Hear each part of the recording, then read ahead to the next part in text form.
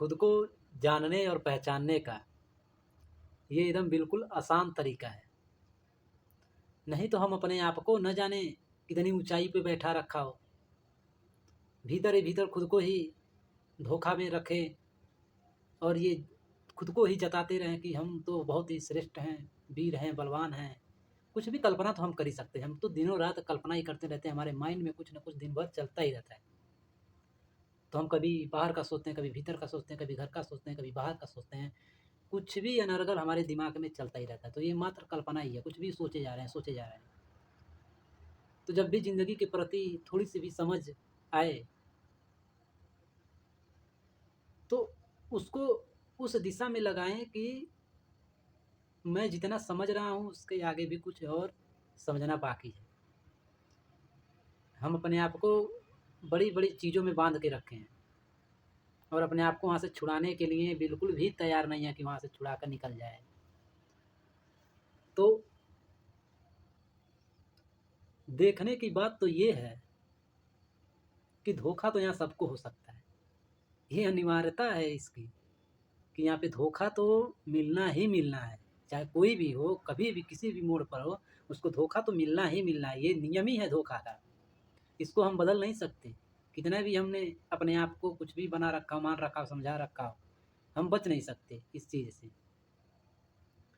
क्योंकि हम अपने ही आप को न जाने क्या-क्या बना रखा हो। हमने अपने आप को जो सही है, जो सीधा है, जो साफ है, उसको वहाँ नहीं रखा है। हमने अपने आप को बदल दिया बिल्कुल, और बदल भी दिया किस आधार पे? झूठ के आधार पे।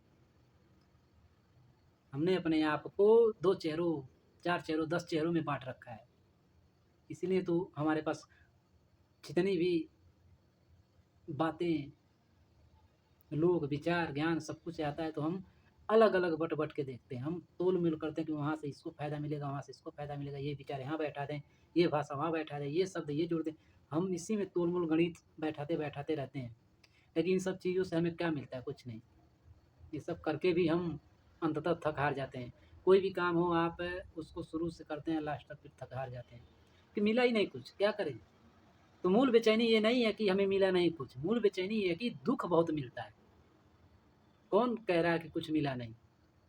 यहाँ मिलने के लिए कुछ है ही नहीं, मिलेगा क्या?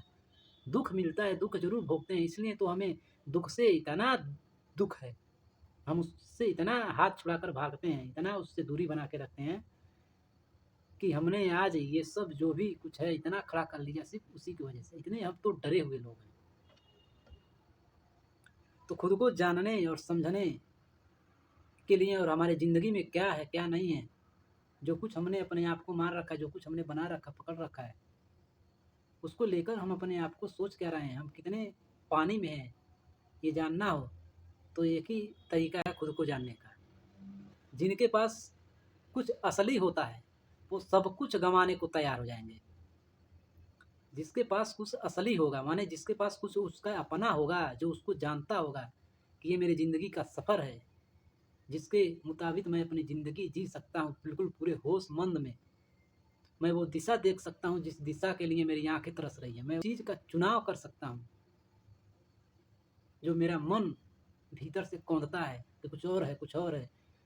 तो जिसके पास कुछ बड़ा है, कुछ अपना है, जिसको वो जानता है, तो वो सब कुछ गँवा देगा जिसको लोग पकड़ के रखते हैं और उसी में दुःख पाते हैं। उसके लिए कोई मूल्य नहीं रह जाएगा उस चीज़ का। अगर हम पाएँ, अगर हम खुद को पाते हैं कि छोटी-छोटी बातें लोगों की हमें चोट दे जाती है, ज़रा-सा भी हमारा कुछ नुकसान हो जाता है, तो हम तिलमिला से जाते हैं, परेशान हो जाते हैं। तो जान लेना कि हमारे पास कुछ असली नहीं है, सब कुछ नकली है। क्या है ये?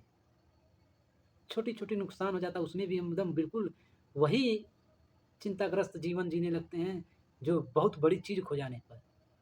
हालाँकि बड़ी चीज़ खो जाए तो ठीक है, उसपे तो थोड़ा बहुत अफ़सोस होता है, दर्द तकलीफ़ होती है। पर छोटी-छोटी इन सब चीज़ों में भी हम उतना ही दर्द, उतना ही बयाँ करते हैं। इसीलिए तो हमारे लिए छोटी चीज़ और बड़ी चीज़ एक समान हो जाती है।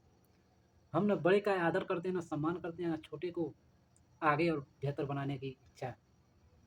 हम दोनों को एक ही चक्की में एकदम बिल्कुल ठूँस देते हैं पीसने के लिए। इसलिए हमारे जीवन में दुःख है और कुछ नहीं है।